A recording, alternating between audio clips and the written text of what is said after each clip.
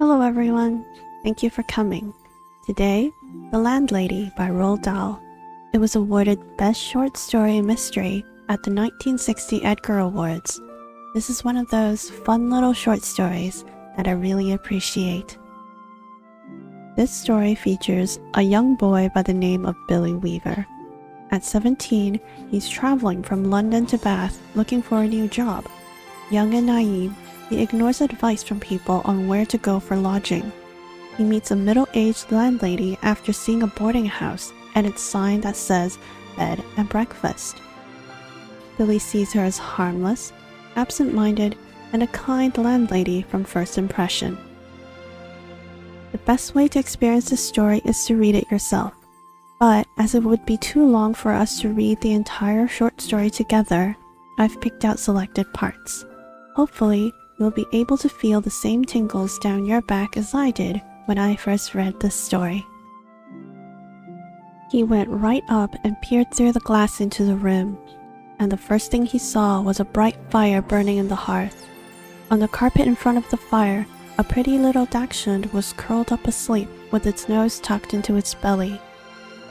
The room itself, so far as he could see in the half-darkness, was filled with pleasant furniture. There was a baby grand piano and a big sofa and several plump armchairs, and in one corner he spotted a large parrot in a cage. Animals were usually a good sign in a place like this, Billy told himself, and all in all, it looked to him as though it would be a pretty decent house to stay in. Normally, you ring the bell and you have at least a half-minute wait before the door opens, but this dame was like a jack-in-the-box. He pressed the bell, and out she popped. It made him jump.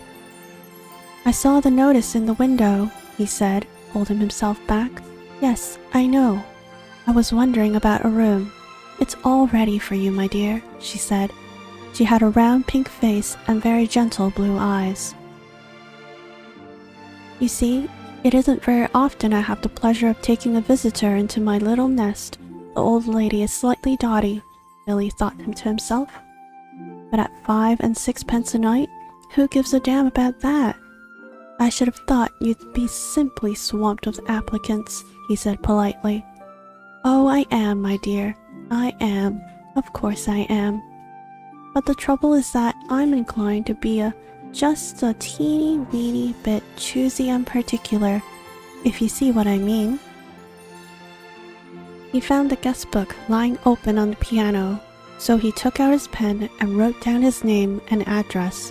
There were only 2 other entries above his on the page, and, as one always does with guest books, he started to read them. One was a Christopher Mulholland from Cardiff. The other was a Gregory W. Temple from Bristol. "That's funny," he thought suddenly. "Christopher Mulholland. It rings a bell." Now where on earth had he heard that rather unusual name before?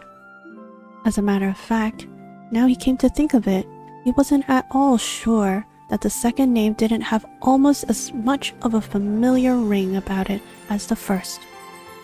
"Look here," he said, noticing the dates. "This last entry is over 2 years old." "Is it?" "Yes, indeed. And Christopher Mulholland's is nearly a year before that, more than 3 years old." "I suppose he left fairly recently," Billy said. He was still puzzling his head about the 2 names. He was positive now that he had seen them in the newspapers, in the headlines. "Left?" she said, arching her brows. "But my dear boy, he never left. He's still here. Mr. Temple is also here. They're on the 3rd floor, both of them together." And suddenly, he realized that this animal had all the time just been as silent and motionless as the parrot. He put out a hand and touched it gently on the top of its back.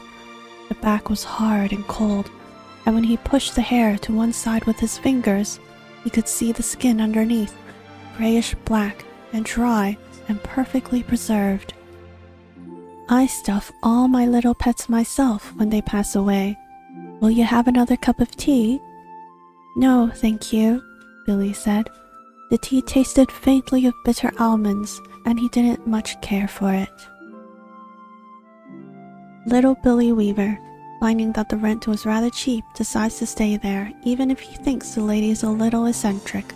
The two familiar names that he saw in the guest book, as you may have guessed, were names of two other missing young boys that the landlady had allowed to stay at her place. Billy finds out that the parrot and the dachshund were both actually stuffed and preserved, and were indeed not alive anymore. The story ends with the landlady confirming that after the two boys, she has had no other guests staying here. Along with the tea that tastes of bitter almonds, alluding to the fact that Billy's tea had been laced with cyanide, his name too will soon join the other boys in being on the front page of the newspaper. But it's alright. He's going to be stuffed, preserved, and kept in the house upstairs along with the two other boys. A common theme of Roald Dahl's that we also see in this story is appearances and deception. The build-up of the attractive, warm, and cheap-costing lodgings pulled Billy Weaver in.